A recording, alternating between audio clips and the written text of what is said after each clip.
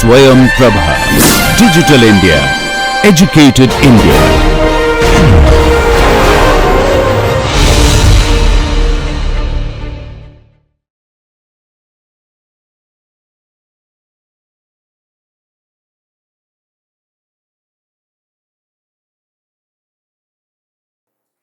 Okay, hi everybody. My name is Satchit. I'm a PhD student at Boston University. I study theoretical computer science, so I study the intersection, I would say, of cryptography and statistics. It's fine if those words don't mean anything to you. I think the most relevant reason I'm giving this is because I was an alumnus of RSIC as well, 13 years ago. I'm also an alumnus of PSBB Nungambakam. I think there's some PSBB people here. Yes, anyway. But today I'm going to be talking about something that's not directly my research area, but is connected closely to my research area. So I'm going to be talking about, well, I've titled it Randomness from Coins to Algorithms Using and Extracting Randomness. You don't have to understand what any of those words mean, but specifically the field I'm going to talk about is something called randomness extraction. That's what I'm interested in. I want to try to make this interactive, so there are going to be a bunch of group activities. Each table is a group, and we'll talk about the activities as we go, but also feel free to interrupt me with questions, comments, thoughts, feelings, whatever else as we go. Okay, so the sort of first key thing that I want to point out is that when you think about algorithms in the context of computer science, randomness ends up being a valuable resource.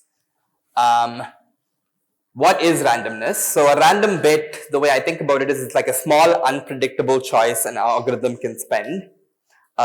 In terms of like practical usage of randomness for algorithm design, this is the way I think about randomness. What is randomness? You guys, I'm guessing in at least CBSE students, I know in 11th grade, you guys do a probability class. The way I think about randomness is basically you have a probability distribution. Are you guys familiar with probability distributions, like what they are? Basic facts about probability, right? So you basically have a random variable like a coin. It's probability half heads or probability half tails. That's an example of a probability distribution. It's a random variable which takes heads with probability half, which takes tails with probability half, and you can observe outcomes of that random variable. So you can toss the coin and observe whether you get heads or tails. That's an example of an unpredictable choice because you don't know if you're going to get heads or if you're going to get tails. Okay, so let's see what people think. What are some ways in which you think randomness could be useful just in the world? Why is randomness something you might want to use? Sorry, louder. Stock market. How would you use it in the stock market? The stock market was not random, then people can predict the movement of the market. Everyone could profit from it, which makes no sense because where is all the money coming? Okay, so your point is that the stock market has to be random, otherwise it would be predictable, which is not what people want. That is true, but the stock market is random as a function of people's activity. It's not intentionally made random by doing coin tosses or simulating something else. Let me give you a few examples. One is in like game design. So for example, let's say you're designing a video game. If you've played like Pokemon, for example, you know that you have things like critical hit. And you have things like you drop an item. These are not deterministic events. They don't happen all the time. You want them to happen some of the time. And the way you do that is you sort of say with 5% chance, I want a critical hit, right? And so randomness is a very valuable resource in video game design. That's an example.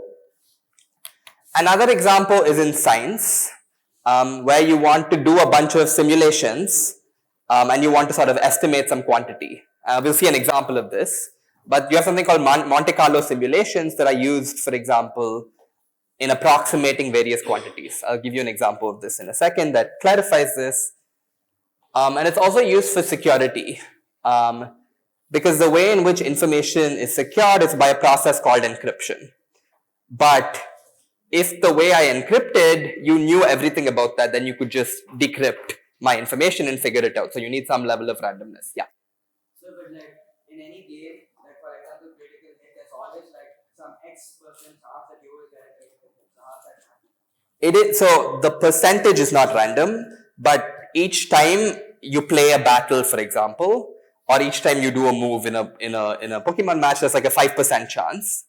You don't know if that specific trial it's going to be a critical hit or not. So that's an example of a probability distribution. With probability 0.05, you could have a critical hit with probability 0.95.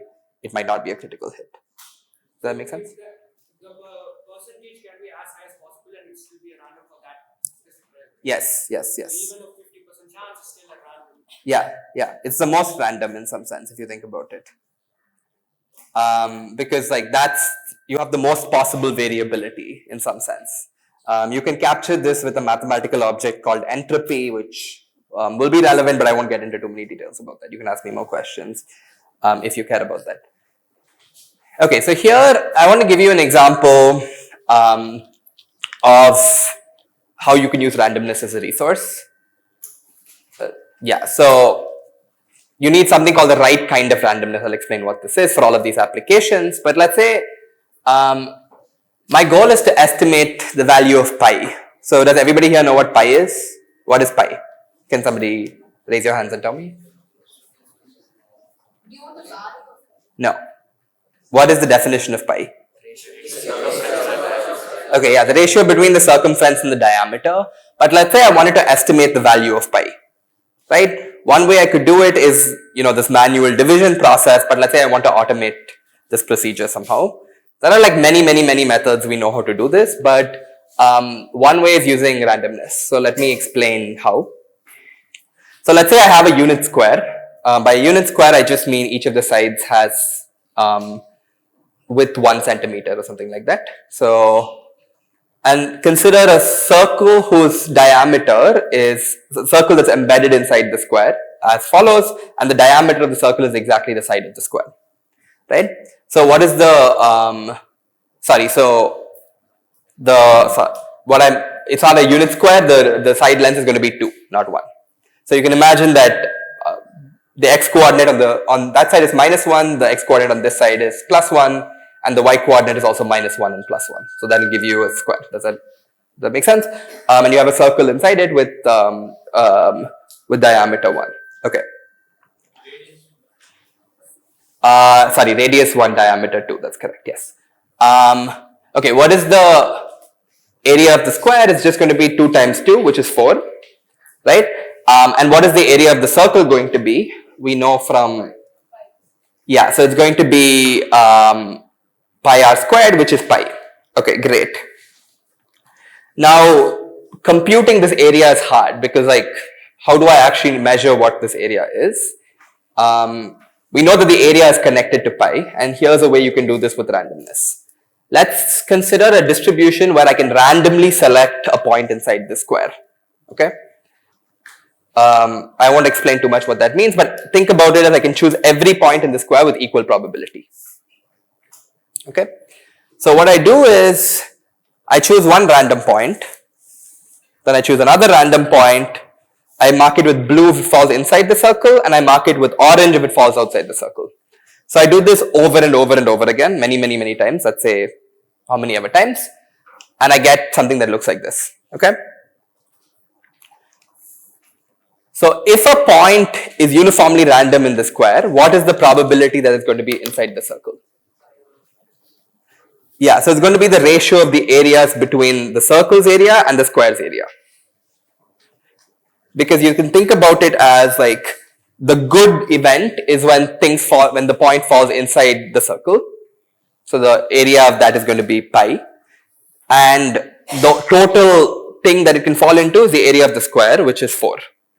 And so the probability that it falls inside the circle is pi over 4. Does that make sense? Okay. So here's one way. So, okay. How would you estimate this probability? If you had to estimate just with points, this probability, how would you do it? So what can you do? We have a number of, do I have chalk? Okay, so I basically have probability of inside circle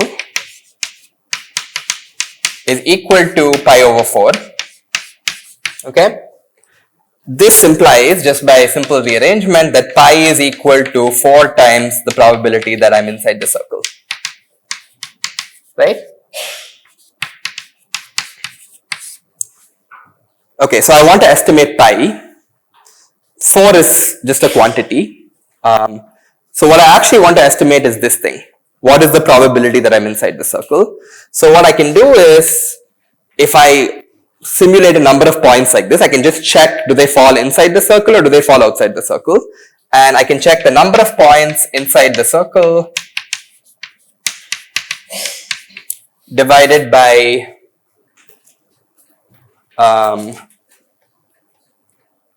the total number of points.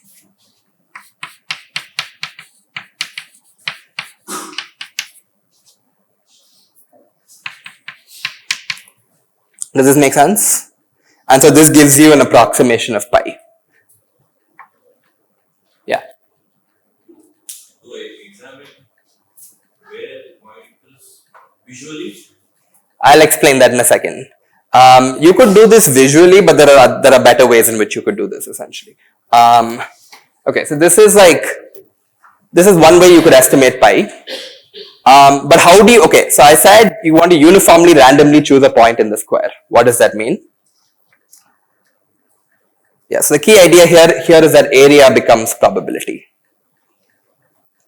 Okay, so we're going to do an exercise. I want to estimate pi, but the only thing I'm going to give you is a coin. Okay, so what I want you to do is take one coin and pass.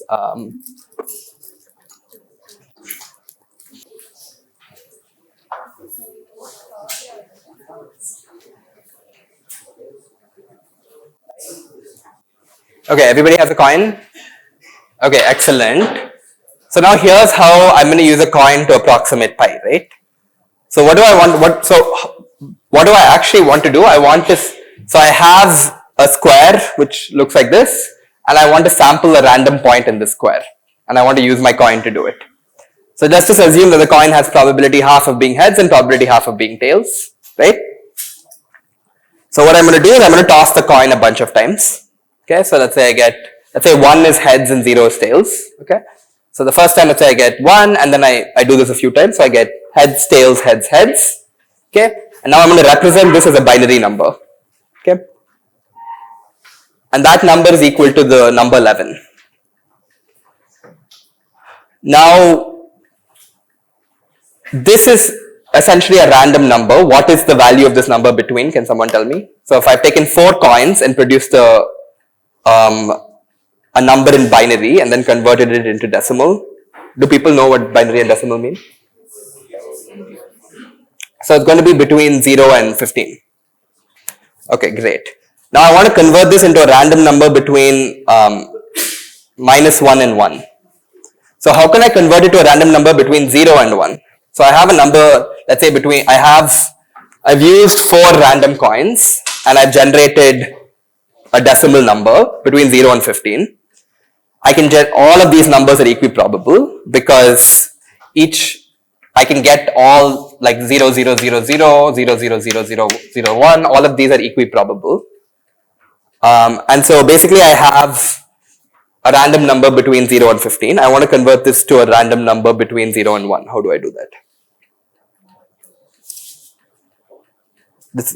Somebody? Yeah, so you could divide by, exactly. So you could divide by 15, exactly. And that would give you a random number between 0 and 1. But the square is between -1 and 1. So how do I convert this to a random number between -1 and 1?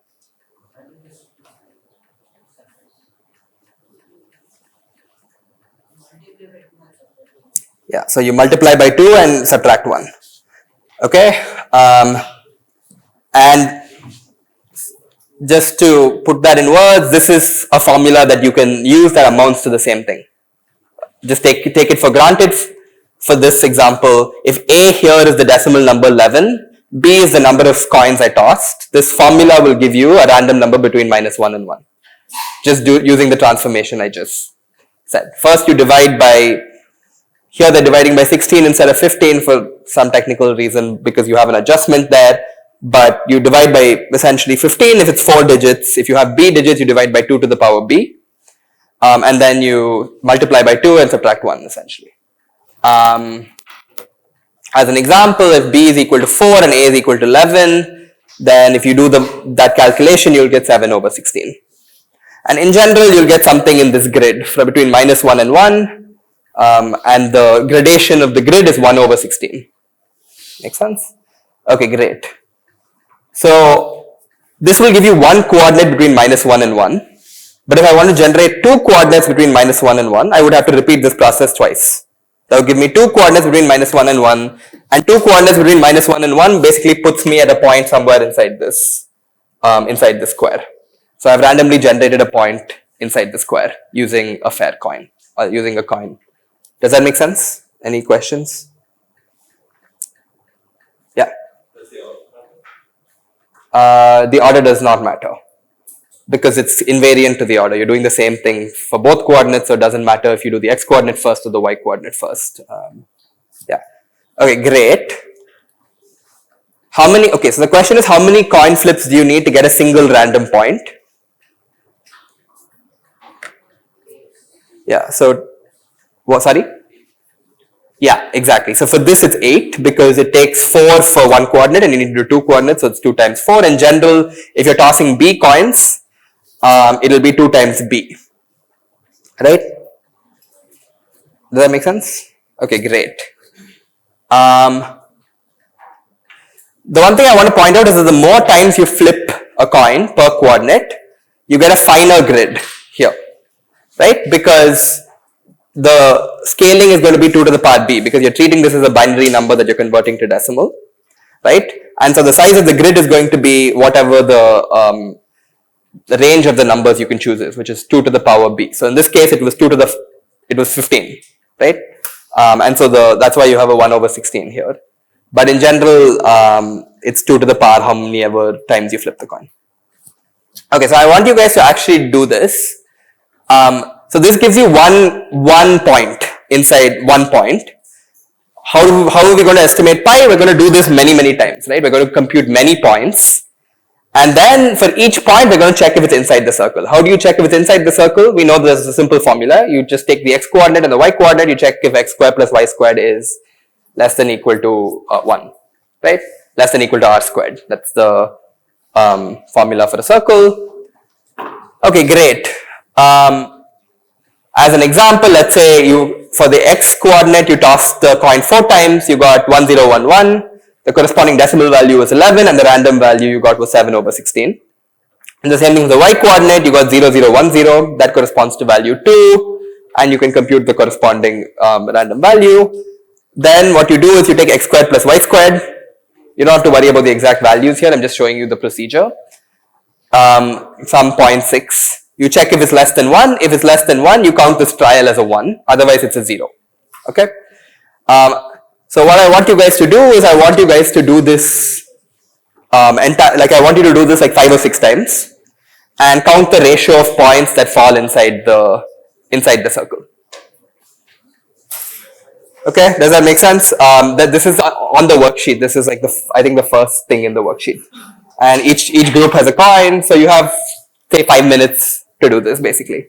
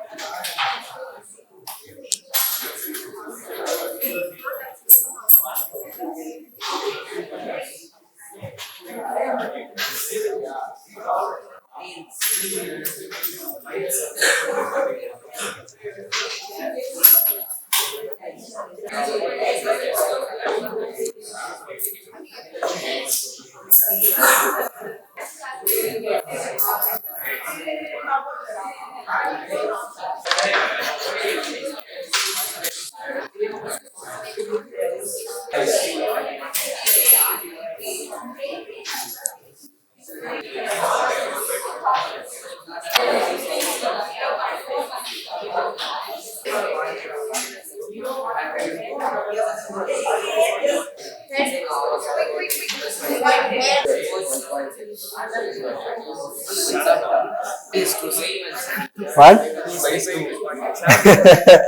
Nice.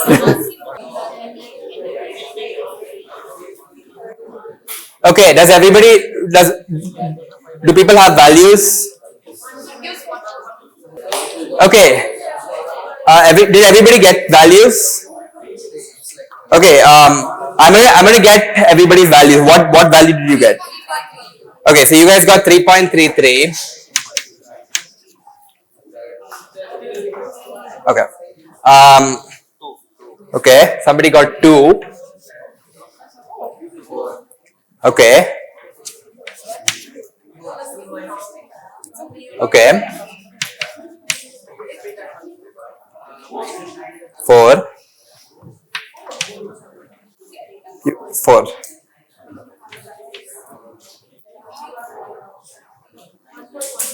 $1.13.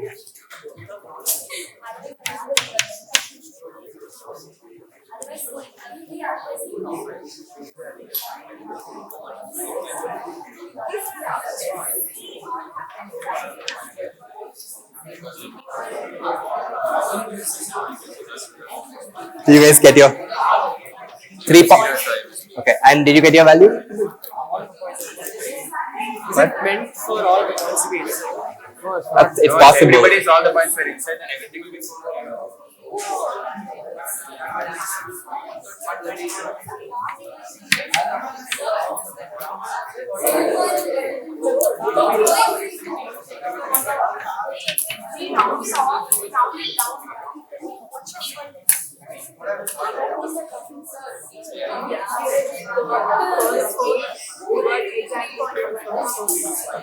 Yeah, okay. So, wait, so we got a bunch of different values. How can you think of how you can get a better? So these estimates make sense. Like you each got some estimate. It's an estimate. Can you think of a way in which you could like improve this estimate once you have? Yeah. So if you do average these values, what somebody did it? Yeah. What did you get? Okay. You got 4 as well. Wait, so can somebody add all of these and divide in? So there are 12 values.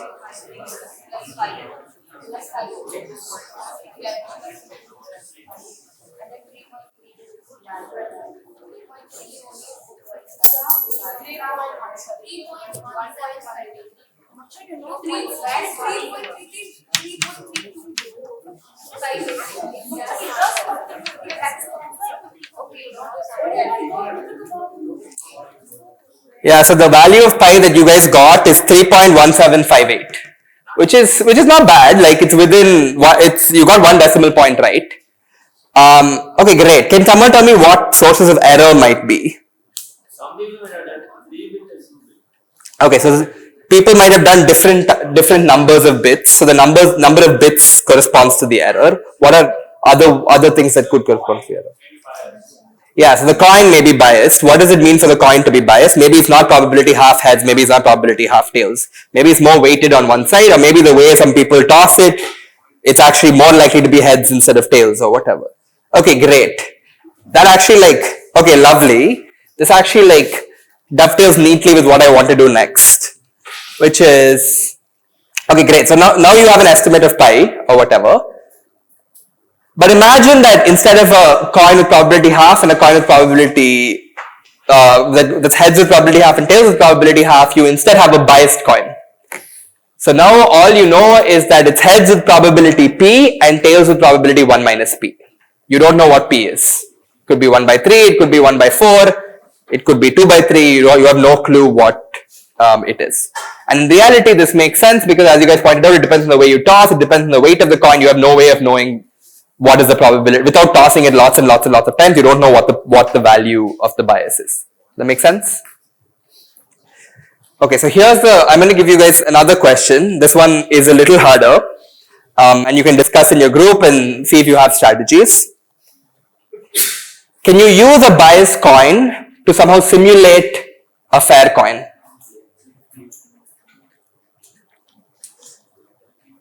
So the rules, you don't know P, you don't know what the actual bias is, you don't have to actually have used your coin, but there's some coin, you don't know what the probability of heads is.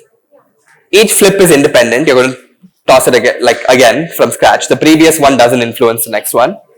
The value stays fixed, it doesn't change. And you're allowed to toss it many times and reject some outcomes or whatever. You can do whatever you want beyond this. And you want to simulate a fair coin using flips of a biased coin. Okay, so yeah, so this is your experiment now. How do you do this? I'll give you guys some time to think about it. And this is a question that von Neumann asked back in 1951. Von Neumann, do you know who John von Neumann is? He's a very famous mathematician. So he asked this question back in 1951 because at that point you had very bad computers, and this was very important because you had what they used for randomness was like thermal noise in nature, for example. So they had like very imperfect sources of randomness, but you want fair coins. You want coins that are probability half heads, probability half tails. How do you get that? So discuss in your group, and you have 5 minutes. See if you come up with any interesting strategies. Does the question make sense? Any question? So you have a coin that is heads with probability P and tails with probability 1 minus P. I don't know what P is. I want you to somehow generate or simulate a coin that is heads with probability half and tails with probability half.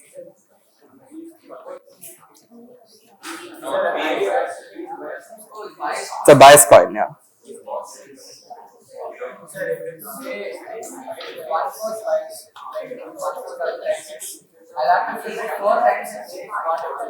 Yes, but you don't know what, you could do that, but you don't know what P is. If it was 1 by 4, something like that would work, yeah.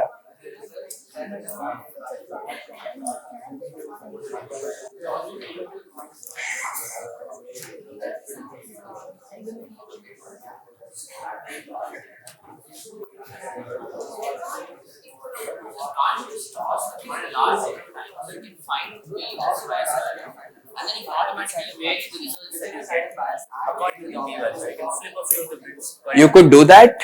That's one thing you could do. But A, it takes many coin tosses to estimate P. And B, you can never perfectly estimate P. Unless you take infinitely many coin tosses. And so that's one strategy, but you can do a lot better than that. In particular, as a hint, you only need to flip the coin twice. Well, if you flip the coin twice, you can make it work with reasonable probability.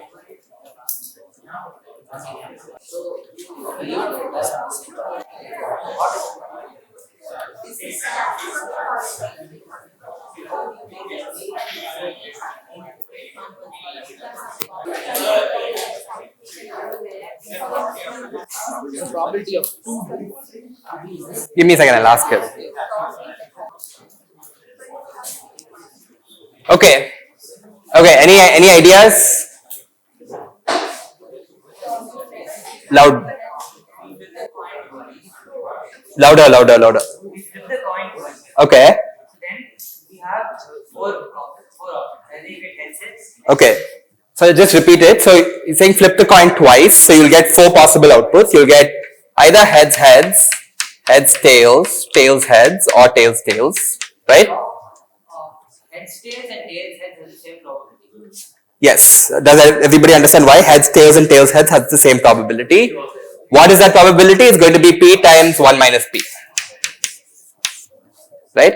Okay. Now, headsets and tails have 2 different probabilities. Yes. And that is like not, we don't want that. Okay. So we say if we get a headsets or a tails, we reject that, we will again. Okay. So if you get a heads, or tails, you're going to reject and flip again. Now, we have 1 sec. Okay. And if you get heads, tails, or tails, heads? one of them will be considered heads and the other will be considered tails. Very nice. So if you get heads, tails, let's say you output heads, and if you get tails, heads, you output tails. Yeah, and that's it. That's the same probability for heads and tails. Yes, very nice. Very nice. Okay, so did everybody understand this? So essentially the idea is you flip the coin twice. Okay. There are 4 possible outputs: heads, tails, heads, and tails. Okay. What is the probability of heads? It's P times P, because the probability of heads is P, you're repeating it twice, so it's P squared. What is the probability of heads, tails? It's P times 1 minus P. What is the probability of tails heads? It's 1 minus p times p, because the probability of tails is 1 minus p. And then the probability of tails is 1 minus p the whole squared, right? Now you want something that's heads with probability half and tails with probability half. What can you do? These two are equal probabilities, right? Because both are p times 1 minus p. So what you can do is you can just output, if you see a heads tails or tails heads, you can just output the first coin, right? But if you see heads heads or tails tails, then you reject and you start flipping coins again. You do the same experiment again. You flip the coin twice again, and you keep doing this until you see either heads tails or tails heads. Okay? So now what is the probability that you see heads tails or tails heads? It's going to be probability half and probability half. So now you've actually simulated a coin, a fair coin with probability half. Does that make sense? Okay, so this is called von Neumann's extractor. Beautiful idea that he had back in 1951. So conditioned on not being rejected, these probabilities are equal. Great. Okay. Your question. You flip twice. Yeah. If I flip 4 times, Yeah. and lose the probability, Okay. that is, I extract what would be the result. Will I get the same? So you want to flip four times, Be fair. and what are you doing? So I'll flip p times 1 minus p. In this case, for 4 of them. Okay, so this becomes, so this sort of connects to the next thing I'm going to talk about, but it'll become relevant then. That's like a generalization of what, of this idea that von Neumann had. Okay, so why am I saying that this is wasteful? Well, you are exactly getting a fair coin, but you have to discard many pairs. Because here, if you get heads, heads or tails, tails, you're going to have to repeat this experiment again. Okay, so what is the average number of coins you have to toss in order to get one fair coin? This is not obvious, right? What is the probability that with 2 tosses you're going to get one fair coin? As in, what is the probability that you're not going to reject? Half. It's half because two of the probability that you're going to reject was not exactly half. It's, if let's say p was equal to half, just for now, right? Let's say you actually had a fair coin but you didn't know it, right? Just for simplicity, what is the probability that you're going to reject? It's going to be half. Okay. So how many times do you have to run this in order to, because the probability that you're going to reject is going to be half, it takes you have to run this 2 times in average to get one, for this to work, so that you don't reject basically. Okay. And 2 times is 2 pairs, which is 4 coins. So for von Neumann, it takes an average of, for p is equal to half, it takes an average of 4 tosses to get one fair toss. And in general, you can compute this. So if p is equal to half, you accept 50% of pairs. If p is much worse, if p is 0.9, then you can actually do the math and then you accept only 18% of pairs. Okay. So the question is, can you recover more useful randomness from the discarded cases? So here, if you see 0, 0 or if you see H or TT, you're going to just reject it completely. And so those pairs are not helping you at all. So now the question I have is, let's say I wanted to get many different random bits. One way I could do it, I could keep doing this von Neumann. I could get 1 bit, then I could get a 2nd bit, I could get a 3rd bit. But that's very wasteful because if I see an HH or a TT, I'm just going to reject it completely. So is there a better idea for something I can do instead of this? You can take a second to think about it. This is even harder basically. Repeat the question. I want to be less wasteful. So here it takes an average of 4 tosses to get one fair toss. So if I want 2 things, for example, I need an average of 8 tosses. Why? Because if I see HH or TT, I'm just going to reject it completely. So those tosses are not helping me at all. If I wanted to use fewer tosses, for example, to get two bits for a fair coin, what would be an idea that you could use to do that? The probability of getting 2 heads is 1 by 4. Okay. Yeah. Then probability of getting 2 times is 1 by 4. Okay. We can sum it up. Well, this is only if P is equal to half, right? But we don't know what P is. The probability of 2 heads is going to be P squared. It's not going to, only if P is half, it's going to be 1 by 4.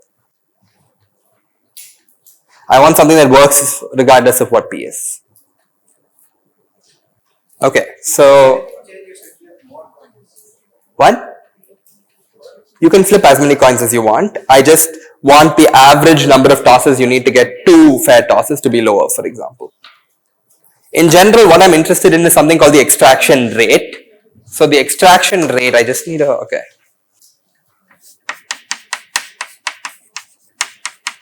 So I'm going to define the extraction rate as 1 divided by average number of tosses for 1 fair coin.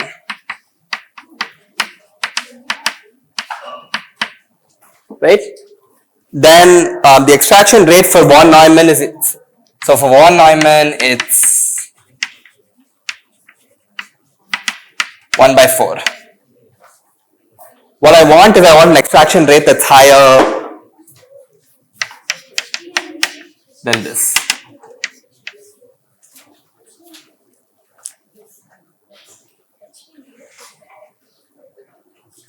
Okay, this is quite hard. So let me actually, there are two ideas that you can do. Here's maybe I'll cover one idea just in the interest of time because we don't have a ton of time. So one idea is to use bigger blocks. So instead of doing this, instead of just doing this in pairs, the idea is to flip, for example, 4 coins instead of 2 coins, right? And now, in general, if you have n flips and if you consider all possible outcomes that have k heads, they have the same probability. The probability is exactly going to be p to the power k times 1 minus p to the power n minus k. Is it clear why? It's because like the probability of heads is p, there are k heads in a certain order, so that's going to be p to the k, and then the remaining is n minus k, right? Okay, so consider an example. Let's say we were flipping 4 coins, right? And you had, now consider all possible sets of outcomes that have exactly 1 head. So that is heads, tails, tails, tails, tails, heads, tails, tails, etc. Note that all of these are equally likely. Okay, and so what can I do? I can associate each of these with 1 bit, with 2 bits, sorry. So I can make this 0, 0, 0, 1, 1, 0, and 1, 1. And because they're equally likely, each of them has probability, yeah. And so what I can do is, so this is a general, is it clear why this is a generalization of von Neumann? So von Neumann does this in pairs. So now the idea is you take a bigger block and you do the same thing. So you can take the first bit, the first 2 we can keep as tails, and if it's the last 2 you can keep as heads. Middle 2 will be tails and first and last will be tails. What do you mean? Sorry. No, I'm asking which do we choose, which do, You're saying how do you do this mapping? yeah. It doesn't matter. You can decide for yourself.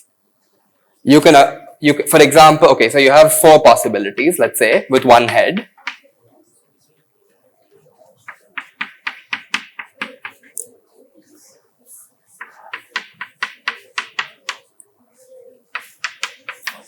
Right, so these are all the possibilities with the single heads, right? Each of these is going to have the same probability. So what can you do? What you can do is you can assign this to be heads heads, you can assign this to be heads tails, you can assign this to be tails heads, and you can assign this to be tails tails. And now you have 2 flips of a coin, and each of these has same probability. Yeah. We are only taking 4 of there are 16 possibilities for 4. Yes. So we are taking only 4 of them. Yes. And asking them to pick 4 other. Yes. We are rejecting 12. So yeah, so good point. You're saying you're rejecting 12 other things. Do you have to reject 12 other things? Or can you use the same idea? How would you use the same idea? For exactly one page and then three months. If there are two Yeah. different tables, Yeah, so just to generalize this, what you could do is you could just divide in terms of the number of heads. Okay, so we have 0 heads, 4 heads, and then everything in between. And then you count the number of possibilities. So if you have 0 heads, you're going to see all tails, and so you output nothing because you can't do anything in that situation. That's equivalent to the von Neumann tails outcome. If you have 1 head, there are 4 possibilities. That's what we saw, and so then you can output 2 bits. If you have 2 heads, you have 6 possible strings. 6 is a slightly weird case because 6 is not a power of 2. So I'll explain that in a second. But if you have 3 heads, again, it's the symmetric case because it's like heads and tails are kind of reversed. And so again, you can output 2 bits. And again, if you have 4 heads, you output nothing. Right? If you have 2 heads, what happens? What you can do is basically, in some cases, what you can do is you can divide, you can write 6 as 4 plus 2, right? So all of these 6 outcomes are going to have the same probability because the same number of heads, everything has the same probability, right? So 4 of these strings I can assign to 2 bits, like heads, tails, tails, heads, things like that. And then the remaining 2 I can just assign to 1 bit, 0 and 1. And you're still going to get fair, like these are all simulations of a fair coin. And it turns out that this is better than von Neumann. You can actually exactly compute this ratio, and it turns out that this gives you a better ratio than von Neumann, than the von Neumann extractor.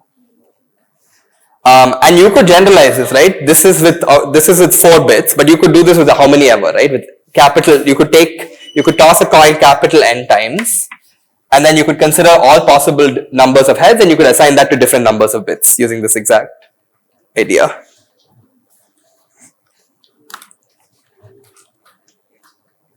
Why powers of 2? It's because if you have 2 outcomes that corresponds to 1 fair bit, because if you have 2 outcomes that have the same probability, you can think of that as like heads and tails. That's 1 bit.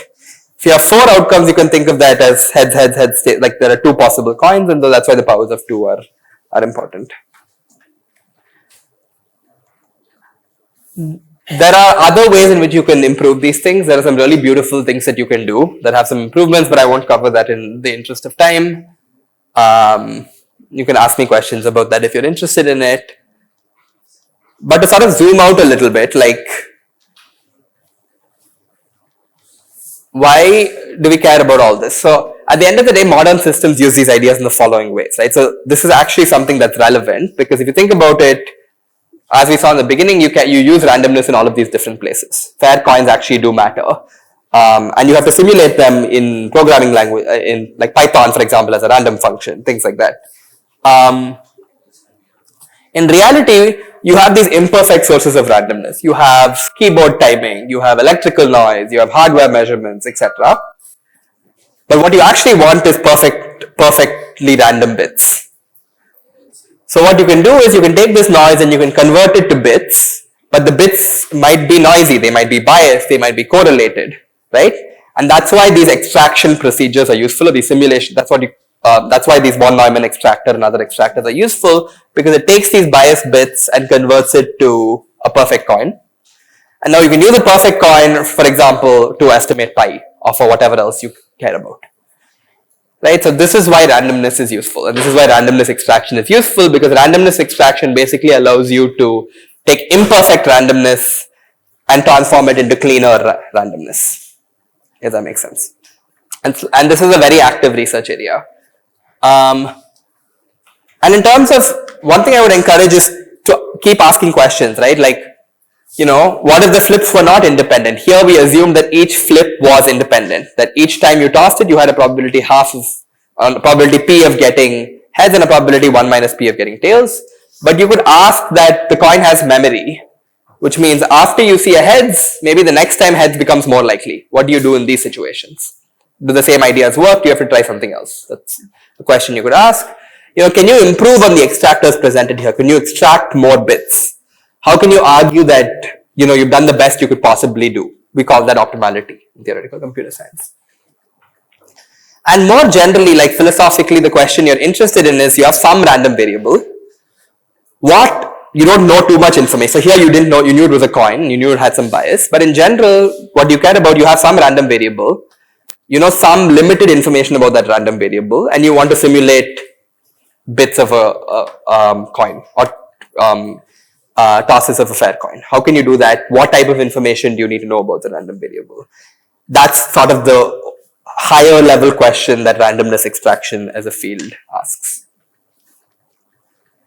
Some references for this stuff. Yeah. Thank you guys.